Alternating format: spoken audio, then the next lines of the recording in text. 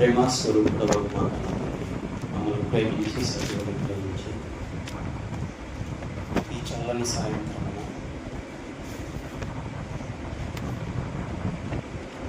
మీ మాటలు ఆలోచించుకోవటానికి, నేర్చుకోవటానికి, పరిశోధించడానికి మీరు ఇచ్చిన అవకాశం తండ్రి.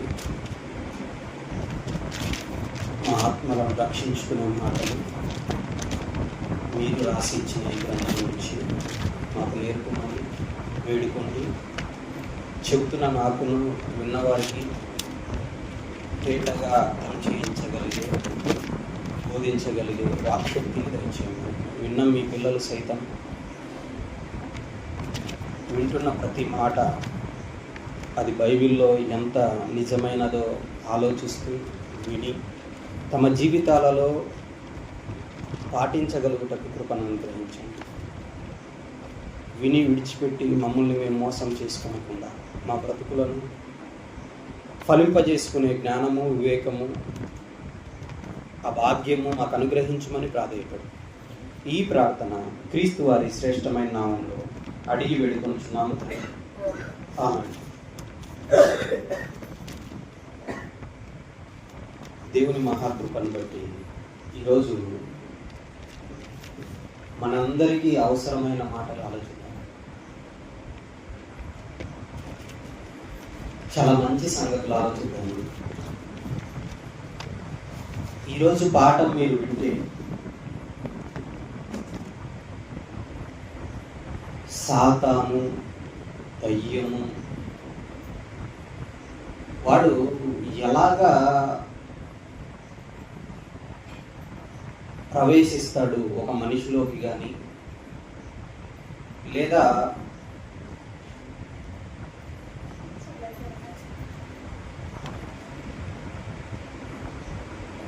ఎలా వాడి ఆగమనం ఉంటుంది అన్న విషయాన్ని జాగ్రత్తగా ఆలోచించాలి.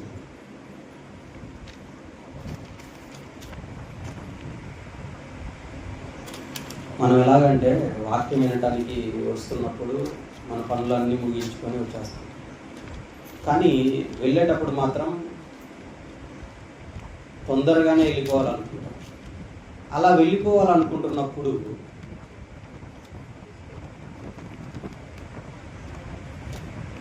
వాక్యంలో చెబుతున్న ప్రతి మాటను కనీసం వింటున్న ఒక 30 నిమిషాలైనా 40 నిమిషాలైనా ఏకాగ్రతగా వినటం అవసరం. నాకేమనిపిస్తుంది తెలుసా, ఇక్కడికి వచ్చి నిలబడేంత వరకు చెప్పాలంటే 1 నిమిషం కూడా ఖాళీ లేదు నాకు, ఉదయం 9 నుంచి. అయినప్పటికీ శరీరాన్ని చాలా ఏకాగ్రతతో మీద నిలిపి ఇక్కడ నించుని వాక్యం చెప్తున్నాను. ఉదయం నుంచి మీరు వాక్యం వినటానికి ఏం సిద్ధపడ్డారో నాకు తెలియదు, కానీ నేను ఎన్ని పనుల మీద ఉన్నా కూడా నిన్న రాత్రి నుంచే ఈరోజు వాక్యం ఏం చెప్పాలని ఆలోచిస్తూ ఆ వాక్యం చెప్పడానికి ముందు నిల్చున్నాను. కాబట్టి దయచేసి ఒక 30 నిమిషాలు బైబిల్లో రాయబడుతున్న ప్రతి మాట, నేను ఏదైతే మనం ఆలోచిస్తున్నామో అది మాత్రం జాగ్రత్తగా ఆలోచించండి. ఓకేనా? ఈరోజు పాఠం మీకు అర్థమైందనుకోండి. దుష్టుడు మనల్ని ఉపయోగించుకొనకుండా ఒక విషయంలో మనల్ని చాలా భద్రం చేసుకోవాలి, అర్థం చేసుకొని దాన్ని పాటిస్తే. అది చెప్తున్నాను. ఇది పాటించటం ముందుకెళ్ళాలంటే, ఇది పాటించకపోతే జరిగే ఒక ప్రమాదం కూడా చివరికి మీకు చెప్తాను. ఓకేనా? లేట్ చేయకుండా పాత నిబంధన నుండి హబక్కూకు గ్రంథము 1వ అధ్యాయము 15వ వచనం చూద్దాం. చూడండి, పాత నిబంధన గ్రంథం నుండి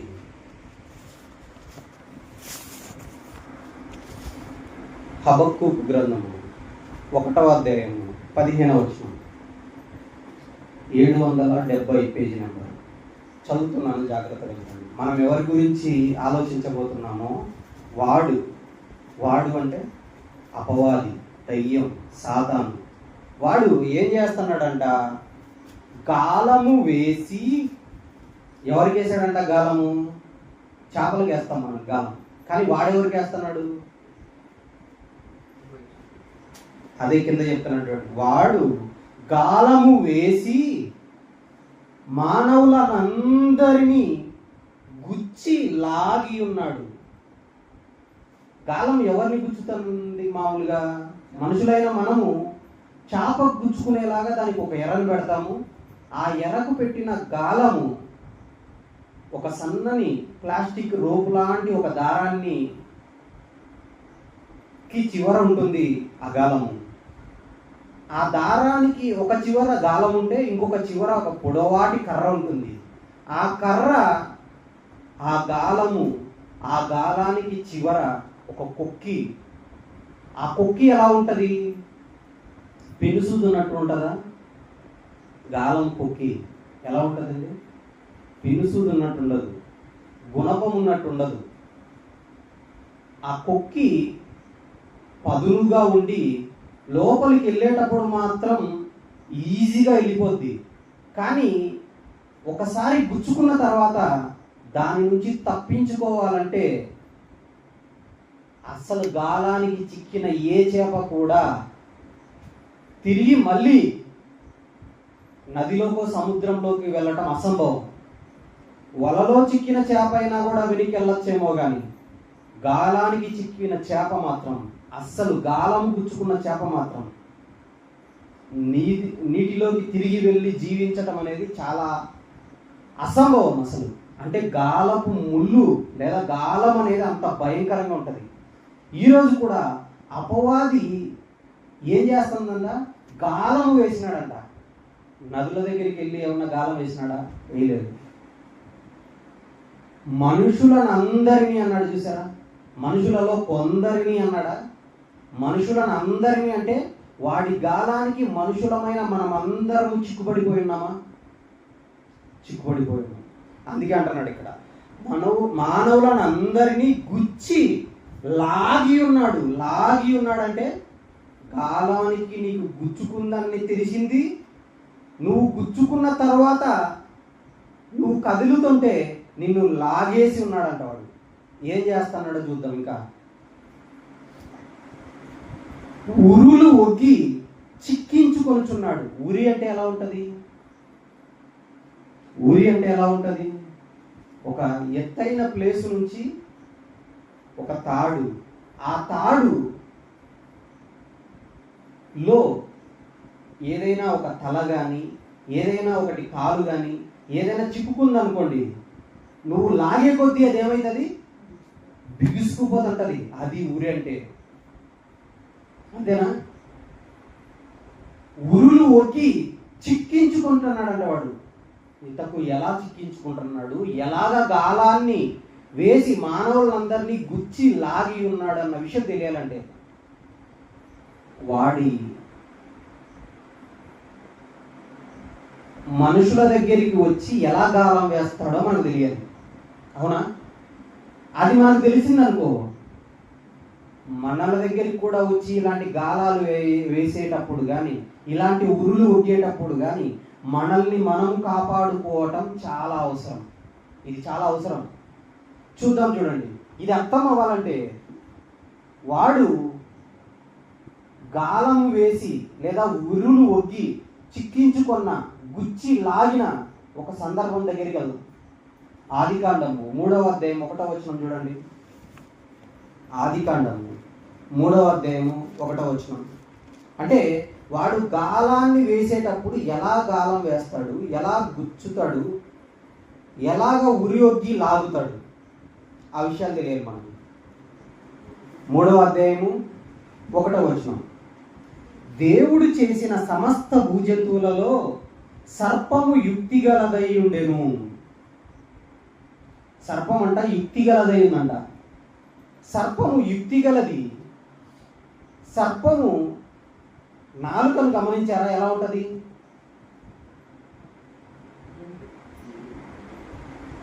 రెండుగా చీలి ఉంటుంది, గమనించారో లేదో. సర్పం యుక్తి గలదై ఉందంట. అది ఆ స్త్రీతో, అంటే ఇప్పుడు అపవాది టార్గెట్ చేసినాడు ఎవరిని? ఆది జంటగా మనందరికీ కన్నతండ్రులుగా తల్లిదండ్రులుగా ఉన్నటువంటి అవ్వ ఆదాముల మీద గురి పెట్టాడు. ఉరులు ఒగ్గాలనుకున్నాడు, గాలం వేసి గుచ్చి లాగాలనుకున్న తర్వాత మీకు తెలిసిన విషయమే, మొట్టమొదట ఆదాము దగ్గరికి వెళ్ళింది. ఆదాము పడలేదు. అవ్వ దగ్గరికి వెళ్ళింది. అదే విధానముతో ఆదాము దగ్గరికి వెళ్ళినా పడలేదు. కానీ అవ్వ దగ్గరికి వెళ్ళిన తర్వాత ఏం చేస్తుందో, ఎలా పడిందో అన్న విషయాన్ని మనం ఆలోచిద్దాం. చూస్తే అది అంటే ఆ సర్పము ఆ స్త్రీతో ఏమంటుంది? ఇది నిజమా? ఏమంటుంది? ఇది నిజమా అంటుంది. అంటే కిందికి వెళ్దాం. ఇంకా, ఈ తోట చెట్లలో దేని ఫలమనలనైనను మీరు తినకూడదని దేవుడు చెప్పేనా అంటుంది. అంటే ఈ మాట మాకు తెలుసండి, మేము చిన్నప్పటి నుంచి వింటున్నామని మనం అనుకోవచ్చు. కానీ ఇక్కడ మనం ఆలోచించని ఒక అద్భుతమైన విషయాన్ని ఆలోచిద్దాం. ఎంత వీడు ఎలా ఎంటర్ అయ్యాడంటే, సర్పం వచ్చింది. ఎవరి దగ్గరికి వచ్చింది? అవ్వ దగ్గరికి వచ్చింది. సర్పాన్నితో మాట్లాడించేది ఎవరు? అపవాది. వచ్చిన తర్వాత ఈ సర్పం గురించి ఏమైనా చెప్పుకుంటుందా? లేదా అవ్వ గురించి ఏమన్నా అడుగుతుందా? అవ్వ, నువ్వు ఇలా మాట్లాడుతున్నావు, ఇది ఎంతవరకు కరెక్ట్, ఇది ఎలాగ మాట్లాడుతుందా? ఇది మాట్లాడతాను. లేదా కబుర్లు ఏమైనా చెప్పుకుంటుందా? కానీ ఏమంటుంది? వీళ్ళ ఇద్దరి మధ్య లేని ఇంకొక వ్యక్తి చెప్పిన మాటను తీసి మాట్లాడుతుంది. అవునా? ఏ మాట అది? దేవుడు మీతో చెప్పానా అంటే దేవుడు చెప్పాడా? ఏం చెప్పాడు? అది నిజమా? దేవుడు ఏం చెప్పాడు? అది నిజమా అంటది. నోట్ చేసుకోండి ఈ పాయింట్. అంటే లేని వ్యక్తి మాటను తీసి మాట్లాడటం దయ్యంలో మొట్టమొదట కనపడుతుంది. చూడండి ఏమంటుందో, మళ్ళీ చదవండి అన్నమాట. ఏమంటుంది? ఇది నిజమా? ఈ తోట చెట్ల ఫలములలో దేని ఫలములనైనను మీరు తినకూడదని దేవుడు చెప్పానా అని అడిగింది. అంటే ఈరోజు వాక్యం వింటున్నారు కదా మీరు. వాక్యం విన్న తర్వాత సమాజంలోకి వెళ్ళిపోయిన తర్వాత ఎలా ఉంటుంది తెలుసా? దీని ఆలోచన ఎలా పుట్టిస్తుంది తెలుసా? బైబిల్లో ఎన్నో ఉంటాయండి, అవన్నీ మనం పాటించగలమా అనే మాట ఎవరంటారు? పక్కనున్న వాళ్ళు ఎవరో అంటారు.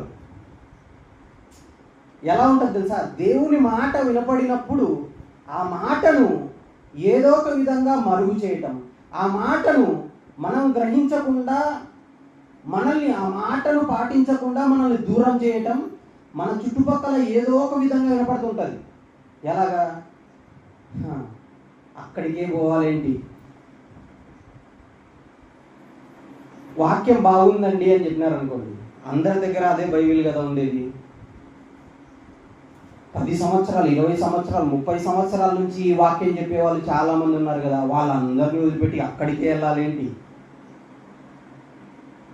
అనే మాట కూడా మీరు వింటూ ఉంటారు. గమనించండి ఎలా ఉంటుందంటే దాని అప్రోచ్, దాని ఆగమనం, దాన్ని మెలిగపెట్టే విధానం ఎలా ఉంటుందంటే ఇలాగే ఉంటుంది. ఎలాగా? దేవుడు చెప్పేనా అని చెప్పి, అంటే దేవుడు ఏదైతే చెబుతాడో దాన్ని నువ్వు పాటించకుండా నిన్ను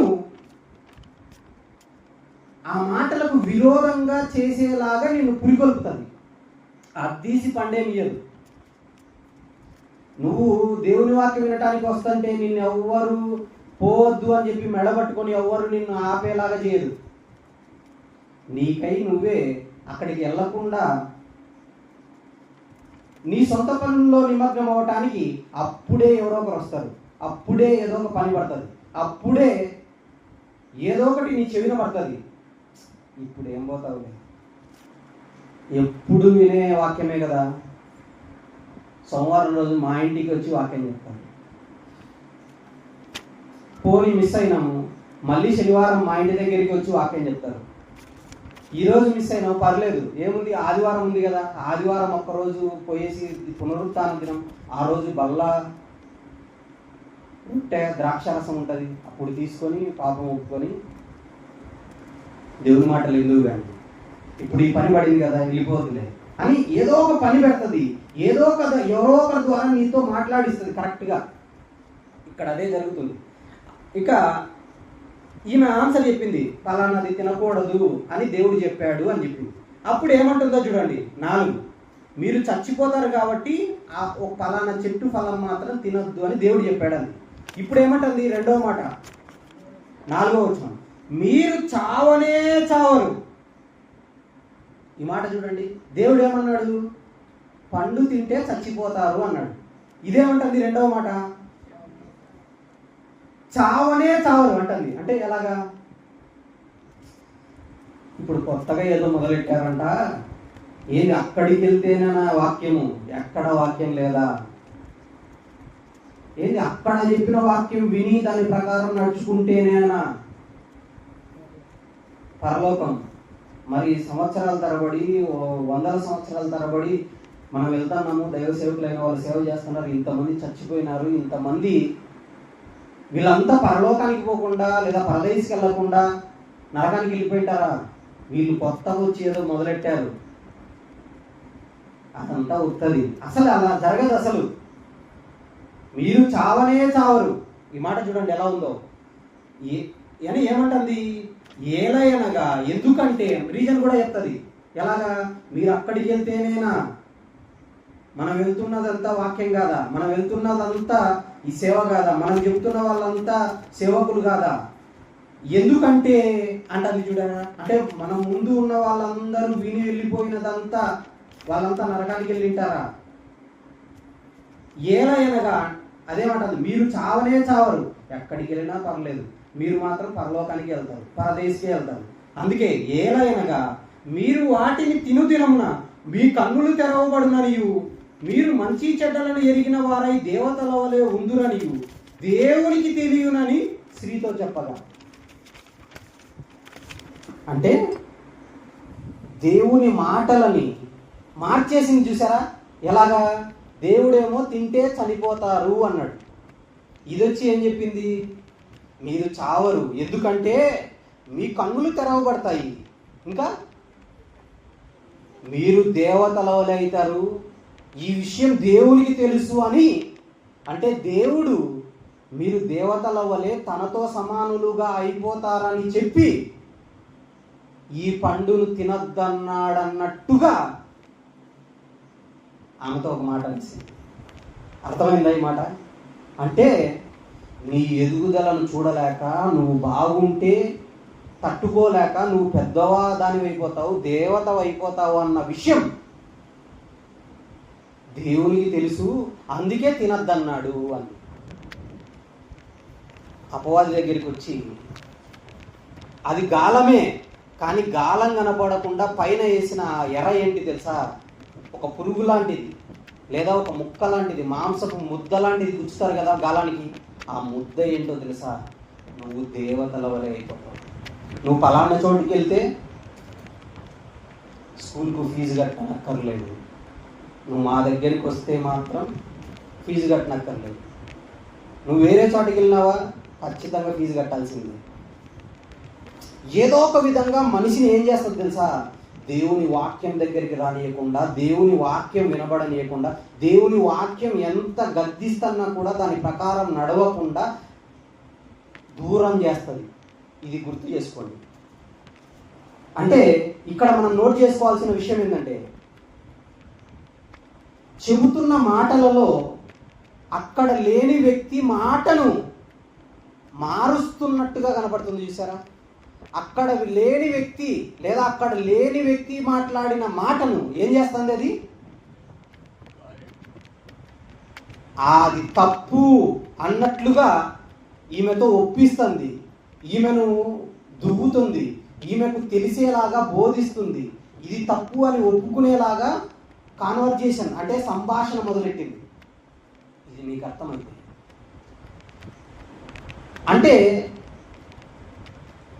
మాటను మార్చటమే పెద్ద తప్పైతే మరి నిజంగా ఎలా ఉంటుందంటే దాని గమనం ఇక్కడ దేవుడు కాబట్టి ఏ తప్పు లేకున్నా కూడా ఆయన చెప్పిన మాటను మార్చి మాట్లాడింది.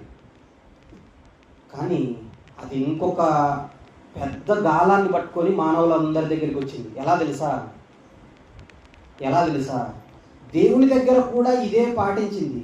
అదే విషయాన్ని ప్రకటన గ్రంథంలో చెప్పాడు. ఇప్పుడు ఆదికాండంలో చూసాం కదా, ప్రకటన గ్రంథానికి వెళ్ళి కూడా చూద్దాం. చివరి గ్రంథములో రాయబడిన ఒక మాటను ఆలోచిద్దాం. వాడికి లక్షణం ఒకటి బయటపడుతుంది మనకు. ఏంటంటే ప్రకటన గ్రంథము 12వ అధ్యాయము 10వ వచనం చూడండి. దేవుని మాటలు మారుస్తుంది ఒకటి, ఇంకోటి ఏం చేస్తుందో చూడండి. ప్రకటన గ్రంథము 12వ అధ్యాయము 10వ వచనం. మరియు ఒక గొప్ప స్వరము పరలోకము నందు ఇలాగు చెప్పుట వింటిని. ఏం చేస్తుందంట? ఒక గొప్ప స్వరము చెప్తుందంట. ఏమని? దయ్యం గురించి గూఢమైన సంగతిని ఇక్కడ దేవుడు ఆ గొప్ప స్వరముతో పలికించి అది రాయిస్తున్నాడు. ఇది పట్టుకోవాలి మీరు. ఏం చేస్తుంది? రాత్రింబగళ్ళు మన దేవుని ఎదుట మన సహోదరుల మీద నేరము మోపు వాడైన అపవాది ఏం చేస్తున్నాడంట? రాత్రింబగళ్ళు మన దేవుని ఎదుట మన సహోదరుల మీద నింద మోపుతున్నాడా, నేరం మోపుతున్నాడా? నేరం అంటే దేవుడు కాబట్టి ఏ తప్పు చేయడు కాబట్టి ఆయన మాటను మార్చి అవ్వమ్మను మోసం చేసింది. అవ్వమ్మను మోసం చేయడం ద్వారా ఆదామును మోసం చేసింది. కానీ మనం ఎవరము?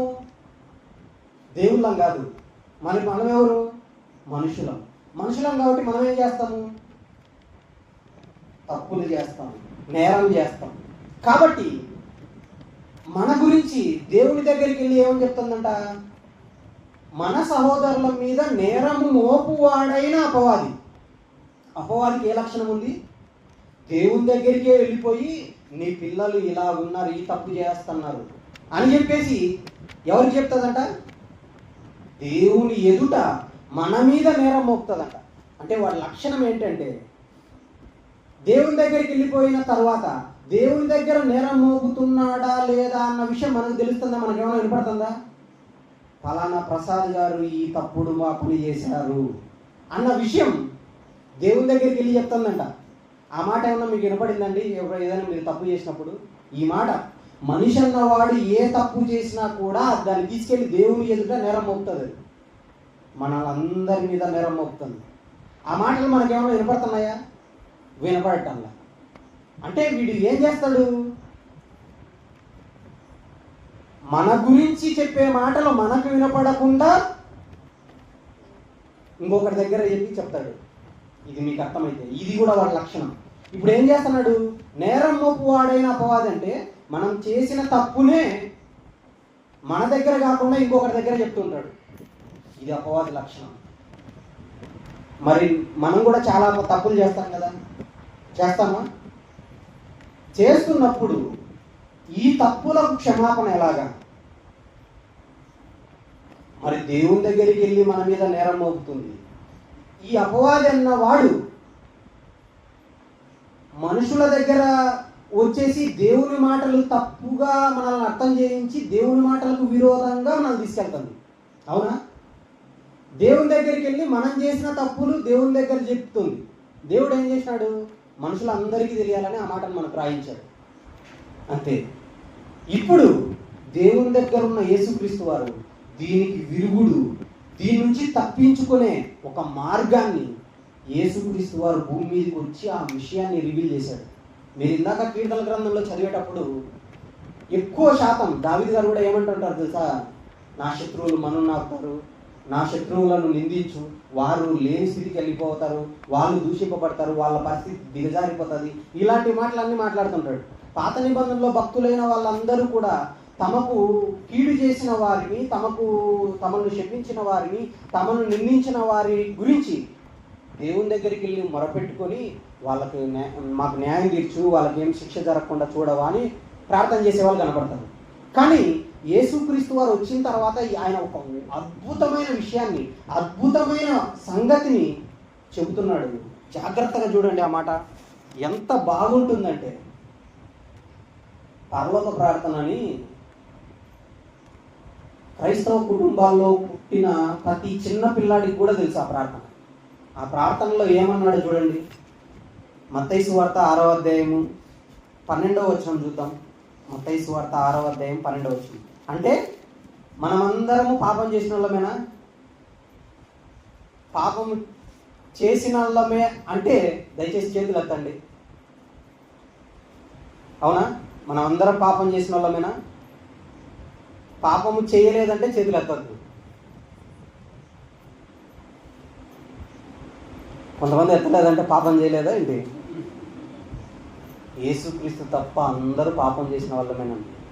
అందుకే చెప్తున్నాడు, యేసుక్రీస్తు వారు వచ్చి మనుషులందరినీ పాపాల నుంచి రక్షించాలి కదా అని కొండ మీదకి ఎక్కిన తరువాత ఒక ప్రార్థనను నేర్పాడు. ఆ ప్రార్థనే ప్రపంచ క్రైస్తవులు అందరికీ తెలిసింది. ఆ ప్రార్థనలో ఏమంటున్నాడో చూడండి. మత్తయి సువార్త 6వ అధ్యాయము 14వ వచనం చూడండి.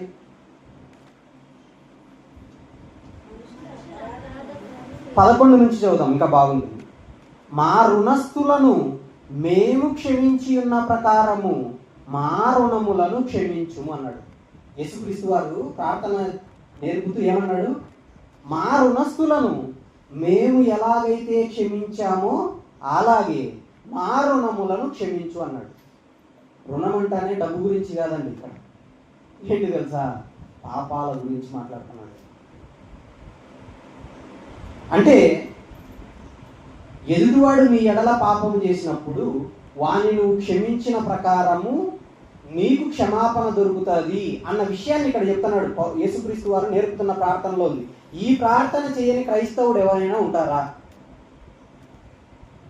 చేస్తారు కదండి కంపల్సరీ. ఇంతవరకు పుట్టినప్పటి నుంచి ఇంతవరకు ఈ ప్రార్థనే చేయలేదని ఏ క్రైస్తవుడు చెప్పజాలండి. ఏమంటున్నాడు అక్కడ? మా రుణస్థులను మేము క్షమించి ఉన్న ప్రకారము మా రుణములను క్షమించుము అని 13వ వచనంలో ఒక విషయాన్ని చెప్తున్నాడు. క్షమాపణకు, పాపాలకు, తప్పులకు, నేరాలకు ఈ దానికి లింక్ ఏంటి? ఏమంటున్నాడు? మమ్మును శోధనలోనికి తేక దుష్టుని నుంచి తప్పించుము అంటున్నాడు. అంటే ఈ పాపాల దగ్గరే, ఈ నేరాల దగ్గరే, ఈ మాటలు ఇంకొకరి గురించి మాట్లాడటం దగ్గరే ఎవడొస్తాడంట? అపవాది వస్తాడు. అందుకే అక్కడ అంటున్నాడు ఏమని? మమ్మును శోధనలోనికి తేక దుష్టుని నుంచి మమ్మును తప్పించుము అంటున్నాడు. అంటే మీరు క్షమించకపోతే దుష్టుడు వస్తాడు. దుష్టుడు వచ్చి ఏం చేస్తాడంటే కింద చెప్తున్నాడు చూడండి. తప్పించిన తర్వాత ఏం జరుగుతుందో చూడండి. మనుషుల అపరాధములను మీరు క్షమించిన ఎడల మీ పరలోకపు తండ్రియు మీ అపరాధములను క్షమించును. క్షమించకపోతే మీ తండ్రియు మీ అపరాధములను క్షమించడు. ఇంతవరకు మనం చేతులు ఎత్తాం కదా, ఏమని? నేను పాపిని, నేను చాలా తప్పులు చేశాను, చాలా పాపాలు చేశాను అని మనం అన్నాం కదా. దేవుని దగ్గరికి వచ్చి మనం ఒప్పుకుంటాం. ఒప్పుకునే ముందు, అంతకంటే ముందు వాడు దేవుని దగ్గరికి వెళ్ళి ఏం చెప్తాడు? నువ్వు ప్రార్థన చేసి దేవుని దగ్గరికి వచ్చి ఒప్పుకోవటమైనా లేట్ అవుతుందేమో, కానీ నువ్వు తప్పు చేయగానే దేవుని ఎదుటికి వెళ్ళి మన మీద నేరం మోపుతున్నాడు అన్న విషయం మనకు అర్థమైంది. ఇప్పుడు ఆ పాపాలకు క్షమాపణ కలగాలంటే మనం ఏం చేయాలా? మన కళ్ళ ముందు ఎవరైనా ఏదైనా మాట్లాడుతున్నారనుకో, మనం క్షమించాలి. ఇదే మాటని ఇంకొక చోట కూడా మార్కు గారు రాస్తున్నారు. ఆ వచనాన్ని కూడా చూద్దాం. మార్కు సువార్త 11వ అధ్యాయం 25వ వచనాన్ని చూద్దాం. చూడండి, ఎంత అద్భుతమైన విషయం తెలుసా? యేసుక్రీస్తు అందరినీ క్షమిస్తాడు అనేది చెప్పేసి ఈ అసలైన విషయాన్ని ప్రపంచ క్రైస్తవం మర్చిపోయింది. యేసుక్రీస్తు వారు అందరినీ క్షమిస్తాడు. ఎప్పుడో తెలుసా? యేసుక్రీస్తు వారు అందరినీ క్షమిస్తాడు. ఎప్పుడో తెలుసా? ఆ మాట ఉంది చూడండి, ఏమంటున్నాడు? 25 మార్కు సువార్త 11వ అధ్యాయం 25. మీకు ఒకని మీద విరోధం ఏమైనాను కలిగి ఉన్న ఎడల, ఒక మనిషి మాట్లాడిన మాట నచ్చలేదు, ఒక మనిషి చేస్తున్న పని నచ్చట్లేదు, ఒక మనిషి చేస్తున్నది నిన్ను బాధిస్తుంది, నిన్ను ఇబ్బంది పెడుతుంది, ఒక మనిషి చేస్తున్నది నీకు కష్టంగా ఉంది, అప్పుడు నీకు విరోధం ఏర్పడుతుంది కదా. విరోధం ఏమైనాను కలిగి ఉన్న ఎడలా మీరు నిలబడి ప్రార్థన చేయనప్పుడు ఎల్లను ఏం చేయాలంట? వాణ్ణి క్షమించాలి. 26 చదవండి. అప్పుడు అప్పుడు అప్పుడు అంటే నీకు విరోధం ఏమైనా ఉందా, ఒక మనిషి మాట్లాడిన మాట విరోధం ఏదైనా ఉందా, అప్పుడు ఏం చేయాలి? నువ్వు నిలబడి ప్రార్థన చేసేటప్పుడు అంతా నీ మీద విరోధంగా ఎవరైతే మాట్లాడినారో వాణ్ణి క్షమించాలి. క్షమించితే ఏం జరుగుతుంది కింద? అప్పుడు పరలోకమందున్న మీ తండ్రియు మీ పాపములు క్షమించును అన్నాడు. లేకపోతే క్షమించడు. ఇప్పుడు ఇంకొక దగ్గరికి వెళ్దాం. నేనేమి తప్పు చేయట్లేదండి, వాళ్ళు సరైన వాళ్ళు కాదండి, వాళ్ళు నన్ను చాలా బాధ పెడుతున్నారండి, వాళ్ళు చేసే పని నన్ను ఇంకా బాధ పెడుతుందండి, వాళ్ళు నన్ను ఏం చేస్తున్నారు తెలుసా? శపించుతున్నారండి. కాబట్టి నేను మాత్రం న్యాయంగా నడుచుకుంటాను. నేను ఒకరి దగ్గరికి వెళ్ళాను, ఒకరిని మాట్లాడను, ఒకరి గురించి చెడ్డగా మాట్లాడను. కానీ వాళ్ళు నా గురించి మాట్లాడుతుంటే నేను మాత్రం వాళ్ళ నిజ స్వరూపాన్ని మాత్రం ఇంకొకరి దగ్గర చెప్తానండి అని మనం అనుకుంటుంటాం చాలాసార్లు. ఈ మనసు మనలో వస్తుంటుంది, అవునా రాదా? వస్తున్నప్పుడు యేసుక్రీస్తు వారు ఏం చెప్పారో ఇంకొక మాట దగ్గరికి వెళ్దాం. ఇప్పుడు మత్తయి చూసాము, మార్కు చూసాము. లూకా సువార్తలో 6వ అధ్యాయం 28వ వచనం చూడండి. లూకా సువార్త 6వ అధ్యాయం 28వ వచనం. లూకా సువార్త 6వ అధ్యాయం 28వ వచనం. మిమ్మును శపించు వారిని ఏమంటున్నాడు? మనల్ని శపించడం అక్కర్లే. వాళ్ళు ఏదైనా ఒక మాట మాట్లాడితే ఆ మాట ఇందుకే అని అంటారు. వాళ్ళు ఇలాంటోళ్ళు, వాళ్ళు అలాంటోళ్ళు, వాళ్ళు అలాగా, వీళ్ళు ఇలాగా అని వాళ్ళ గురించి వాళ్ళు లేనప్పుడు నువ్వు ఇంకొకరితో మాట్లాడుతున్నావంటే వాడి గాలానికి గుచ్చబడినావా లేదా, గుచ్చబడినానా లేదా, వాడు వేసిన ఉరికి చిక్కబడినామా లేదా? నోట్ చేసుకోండి పాయింట్. అంటే మరి దీనికి దానికి ఏం సంబంధం అండి అని మీరు అనుకోవచ్చు. మీకు అర్థమవుతుందని నేను చెప్పేది? దీనికి దానికి ఏం సంబంధం? ఇప్పుడు మనం చాలా పాపాలు చేస్తున్నాం. మన ఆలోచనలో తప్పులు ఉన్నాయి, మన ఊహల్లో తప్పులు ఉన్నాయి, ఎన్నో ఊహల్లో తప్పులు ఇవన్నీ ఉన్నాయి. వీటన్నిటికీ క్షమాపణ కలగటానికి మనం దేవుని దగ్గర వేడుకునేటప్పుడు దేవుడు ఏం చూస్తున్నాడు తెలుసా? వీడి జీవితంలో లేదా ఈమె జీవితంలో ఈమె ఎవరి గురించి అయినా వేరే వాళ్ళ గురించి ఇంకొకరి దగ్గర వెళ్ళేసి వాళ్ళ నేరాల గురించి వాళ్ళ మాటలను గురించి మాట్లాడిందా లేదా అని చూస్తాడు. మీకు అర్థమైందా? ఇది చాలా ప్రమాదకరమైనదండి. ఇది ఆలోచిస్తే అసలు నిద్ర పట్టదు. మాట్లాడటానికి భయం వేస్తుంది. మనం ఒకరి గురించి మాట్లాడటానికి, అసలు ఒక విషయాన్ని గురించి మాట్లాడేటప్పుడు కూడా ఆలోచించడానికి కూడా భయం వేస్తుంది తెలుసా? ఈ మాట మనకు అర్థమైతే ఏంటి తెలుసా? ఏమంటున్నాడు? మిమ్మును శపించు వారిని ఏమంటున్నాడు? 28 దీవించుడి, మిమ్మును బాధించు వారి కొరకు ప్రార్థన చేయుడి.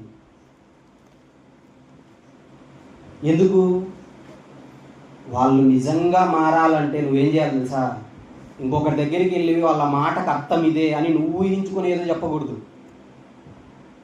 వాళ్ళు తప్పే చేయని, వాళ్ళు లోపల ఏదో మనసులో ఏదో పెట్టుకొనే మాట్లాడిని, నిన్ను శపించని, నిన్ను బాధ పెట్టని మాటలతో, అయినప్పటికీ బైబిల్ పట్టుకున్న క్రైస్తవులముగా మనం ఏం చేయాలి తెలుసా? ప్రార్థన చేయడానికి వచ్చిన ప్రతిసారి వాళ్ళను దీవించాలి, వాళ్ళ కోసం ప్రార్థన చేయాలి. ఇది చేయట్లేదు అనుకో, యేసుక్రీస్తు వారు చెప్పింది ఇది. ఎందుకు చెప్పాడు ఈ మాట?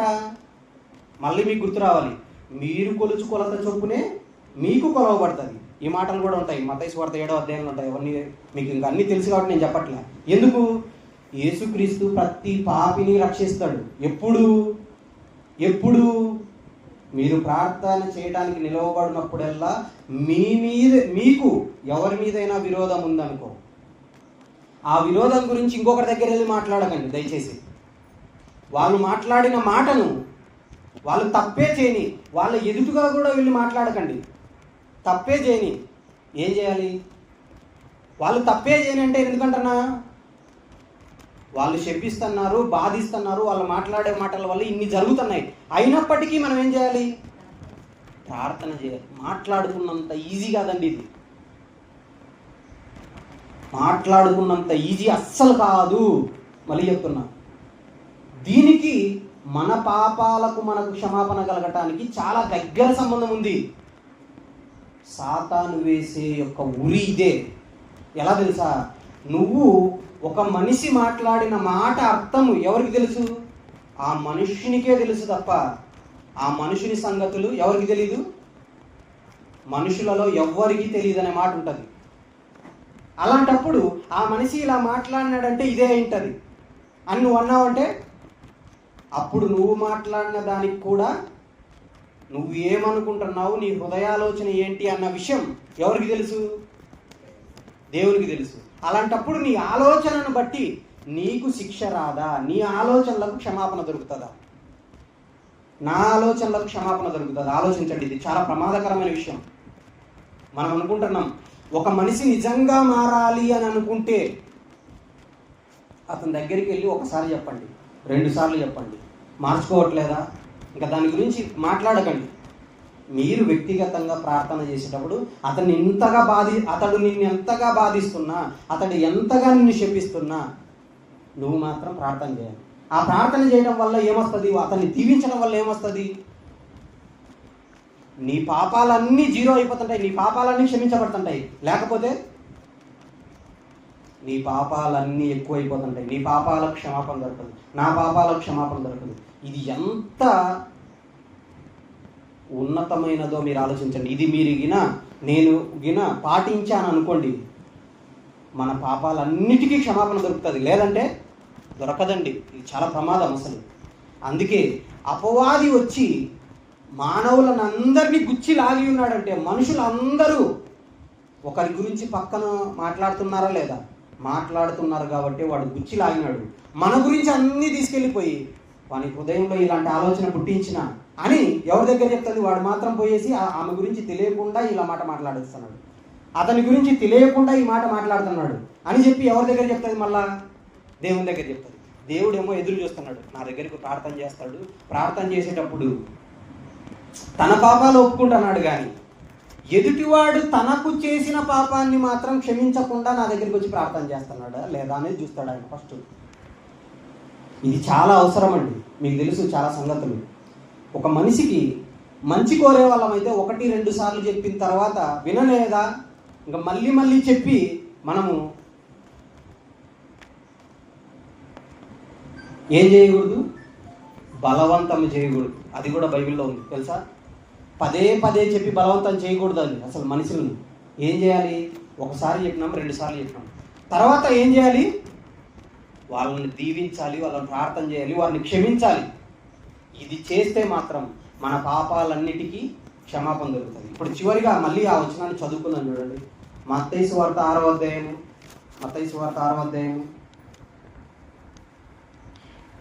11 నుంచి చదువుదాం.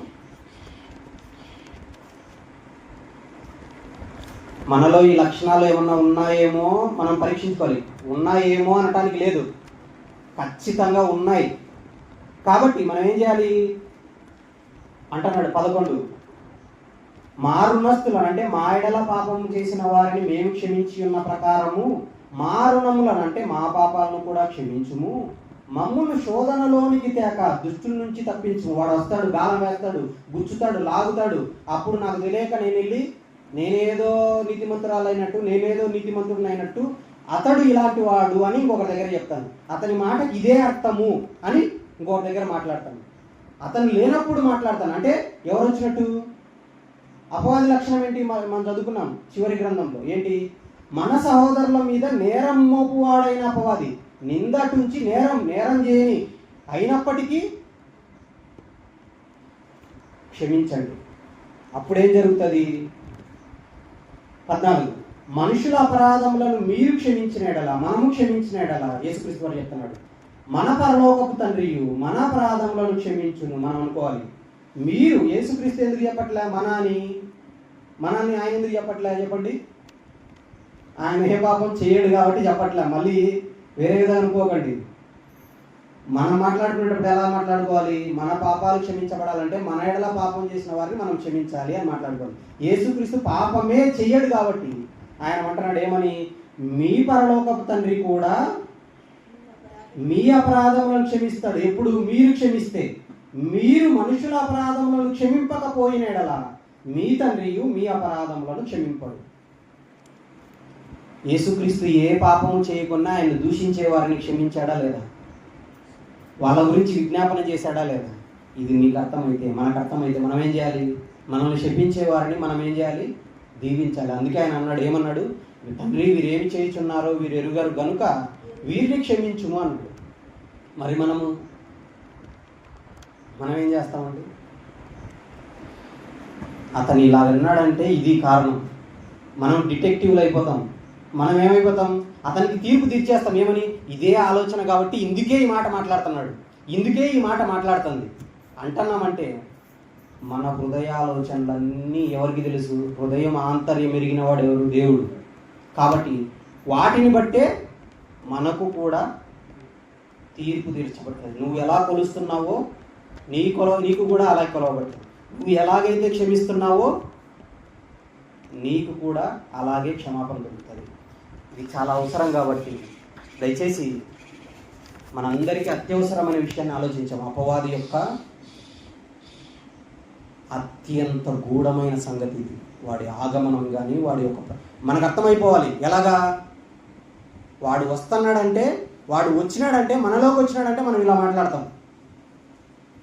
మన గురించి ఇంకొకరు మాట్లాడినప్పుడు మన గురించి ఒకరు మాట్లాడుతున్నాడు అనుకో, మనకు గొప్ప అవకాశం దొరికింది. ఏమని? వాడిని క్షమించేస్తే నేను చేసిన పాపాలన్నీ క్షమించబడతాయి. ఇది గొప్ప విషయం కదండి. కాబట్టి మనందరి పాపాలకు క్షమాపణ కలగాలంటే మన ఎడల అపరాధం చేసిన వారిని, మనల్ని దూషించిన వారిని, మనల్ని శపించిన వారిని, మనల్ని బాధ పెట్టే వారి గురించి మనం ప్రార్థన చేద్దాం. వినేలాగుంటే 1-2 మాటలు చెప్దాం. వినట్లేదా? చెప్పకండి. పదే పదే చెప్పడం వల్ల ఏం జరుగుతుంది తెలుసా? శత్రుత్వం ఇంకా పెరుగుతూ ఉంటుంది. దయచేసి ఆ స్థితికి మనం వెళ్ళకూడదు. ఇప్పుడున్న పరిస్థితుల్లో ఎంత భయంకరమైన పరిస్థితి తెలుసా? ఇది తప్పు అని చెప్పినా ప్రమాదమే. ఎందుకు? వాడు మార్చుకోడు. నువ్వు పెద్దగా చేస్తున్నావులే అనుకుంటాడు. పైకి ఏమనుకున్నా కూడా ఇది చాలా ప్రమాదం. అందుకే 1-2 సార్లు చెప్దాము, అయినా కూడా అదే చేస్తున్నారా? ఇంకా వాళ్ళని దీవించుకుంటా, వాళ్ళని శపించకుండా, వాళ్ళు ఎంత శపిస్తున్నా కూడా వాళ్ళ గురించి ప్రార్థన చేసుకుంటా ముందుకెళ్తే మనకు మిగిలేదేంటి? మన పాపాల క్షమాపణ. ఇది చాలా అవసరం సుమా. యేసుక్రీస్తు వారు చెప్పిన అద్భుతమైన మాటల్లో ఇది ఒక్క మాట. ఇది ఒక్క మాటను మనం విప్పుకున్నాం. ఇది మనం పాటించగలిగితే అపవాదికి అస్సలు చోటు ఇవ్వకుండా మన పాపాలన్నిటికీ క్షమాపణ కలిగేలాగా మనం నిలబడచ్చు. ఓకేనా? చిన్న ప్రార్థన చేసుకొని ముగించుకున్నాం. ప్రేమస్వరూపుడు మా కన్న తండ్రి, మీ కుమారుడు వచ్చి ఎంత ఉన్నతమైన సంగతిని, పరలోక ప్రార్థన అని చెప్పబడుతున్న ఈ ప్రార్థనలో మాకు తెలియజేశాడు. ఆ ప్రార్థనలోని ఒక చిన్న అంశాన్ని, భావాన్ని మేము నేర్చుకున్నాం. ఆ భావాన్ని నేర్చుకున్నప్పటికీ దాన్ని విడిచిపెట్టి మరలా మమ్మల్ని మేము మోసపుచ్చుకోనకుండా మా పాపముల క్షమాపణ మీ యొద్ద పొందగలిగేలాగా, మా ఎడల అపరాధం చేసిన వారిని, మమ్మల్ని శపించుతున్న వారిని, మమ్మల్ని బాధ పెడుతున్న వారిని మేము దీవించగలిగే, వారి గురించి ప్రార్థన చేయగలిగే గొప్ప మనస్సును మాకు దయచేయండి. ఆ భయంకరమైన రాతి గుండెను తీసివేసి మాంసపు గుండెను మాకు దయచేయండి. మా హృదయాన్ని నూతనంగా చేసి మాకు ఇవ్వండి. ఈ గొప్ప భాగ్యాన్ని మాకు దయచేయమని వేడుకుంటున్నాం. ఇదే భాగ్యాన్ని మేమును మా కుటుంబాలు కలిగి ఈ సమాజంలో క్రైస్తవులంటే ఇలాగే ఉంటారు అన్న విషయాన్ని మా నోటి ద్వారా కాకుండా మా ప్రవర్తన ద్వారా తెలియజేయగలిగే భాగ్యాన్ని ప్రసాదించమని ప్రాధేయపడుతూ ఈ ప్రార్థన క్రీస్తు వారి శ్రేష్టమైన నామంలో అడిగి వేడుకొంచున్నాము తండ్రి. ఆమేన్. అందరికీ వందనాలు. సెలవు.